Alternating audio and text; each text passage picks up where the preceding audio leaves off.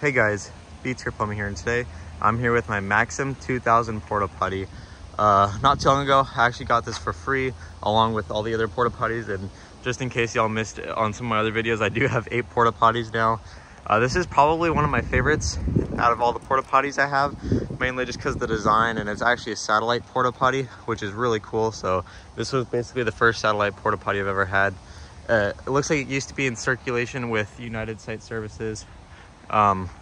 But I guess there's some issues with it because when I found it, 2 of the vents were broken, and also the wall was pushed in on one side. It's like, I'll show you all in a second. This side right here was damaged, so I still need to put some rivets in, but these 2 vents were completely broken and there was no rivets up there, so the whole wall was kind of pushed in. But other than that, and obviously just some minor damage like scratching and stuff just from being used, this is in really good shape. So this one is really cool. I don't know what year was made. I also really like the locking mechanism. This is the same locking mechanism they use on a Tough Way. The skid on this does not have holes, so you can't anchor it down, but this is actually one of the heaviest Porta Potties that I have. I don't know if I already mentioned that or not, but just in case, it's one of the heaviest that I have, and there's no holes, so this thing wouldn't blow over too easily in the wind. Here's what the door looks like. Not a whole lot of detail, but still pretty cool. There is one of the strings here that have the spring inside of that is supposed to pull the door closed, but obviously it is broken. But even with just the one up top, this thing still closes just fine. So it's also got this here, these little brackets for locking it so other people can't go in there. And here's where it says satelliteindustries.com, and then it also says up there, manufactured by Satellite Industries. I've tried scanning that and I don't think it worked. But now moving on to the inside, it's actually very spacious. So here, there's actually a shelf in here. I mean, I wish they made it solid, but just so you could set other things, smaller things down and not have to worry about it fall, like if you had a drink or something.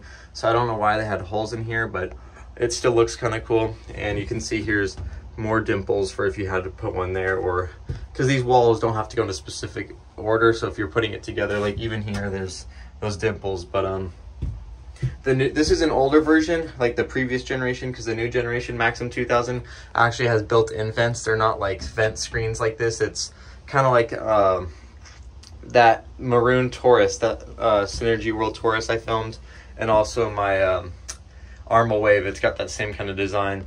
Here's the urinal. This also has the same urinal as a Satellite Tough Way would. It basically just connects through this tube into here, and then this is obviously the vent pipe. And what's cool is with the Satellite Tough Way and the Satellite Maxim 2000, which again is this Porta Potty, they put the vent pipe more in the middle on the unit. Most companies usually put it in the corner, so I think that's kind of cool. The roof also has these nice indents on the roof for straps, so you could strap it down and have it secure. The only thing holding this in is one screw here for the urinal, and then one here for the vent stack. So the urinal is also pretty cool. I like the opening of the urinal. It's interesting. But again, here you can see here, this is what closes the door, and this is where one's supposed to be. Here's the toilet paper dispenser. The rod is here too, which is pretty cool.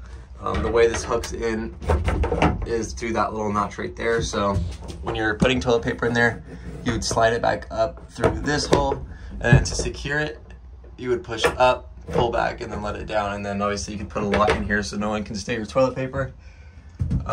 It's even got a little hook, which I find kind of cool. It also came with this satellite hand sanitizer dispenser. It's kind of hard to open it, so I kind of have to like squeeze it, pull it. There we go. It's very difficult. You're supposed to have a key to push down on this, I think, but I just pulled on it and it works. It does not have the bag in it, but I'm sure I could get one if I really wanted to. Nothing too exciting. Again, this is the previous gen one because the new one has an elongated seat, but this is still pretty cool. The design, like the actual shape of the toilet's kind of interesting in my opinion. It's got that weird little dent or dip in the back, whatever y'all want to say, and it's kind of got like an extended front. But the tank is actually pretty big. It's still a 60-gallon tank, but It's also fairly clean, as this wasn't really abused, which is awesome. And then there's just some model numbers on the seat, but other than that, not too much more to show inside. I'll go ahead and tip it on its back and show you all what the underside looks like. Let's see here. You gotta be kind of careful with this, as this one is just a lot heavier, obviously. I think this is like the worst damage on it is that, but let me go to the back of it here. And y'all will also be able to see the roof too. Here's those notches where the straps would go through. And obviously the vent pipe, but this also has a very tall door too. There we go. So the bottom of it, there's not too much to it. Here's the waste tank, obviously. Instead of having it slope all into one side, like you can see it's slightly angled towards here, but it's not really like super detailed, I guess. What I also find interesting is this, this skid is actually bolted into this frame, and it seems like it's like a weird plastic almost. I'm not sure, but it's very solid, which is awesome. It's kind of similar to the PJ&3, where it has like the bars or whatever you want to call it going across for the support. I guess I could just show inside while it's on its back. Not too much to it, but let me just go ahead and pick it back up. And as y'all can see, I still need to fix this where it's not riveted, but go ahead and pick it back up. This was unit 7505. Not sure what those numbers mean, but okay. Let's see if I can set it down gently here.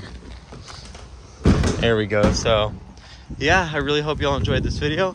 If you did, please like, subscribe, leave all y'all's comments down below, and I will see y'all in my next video. Bye.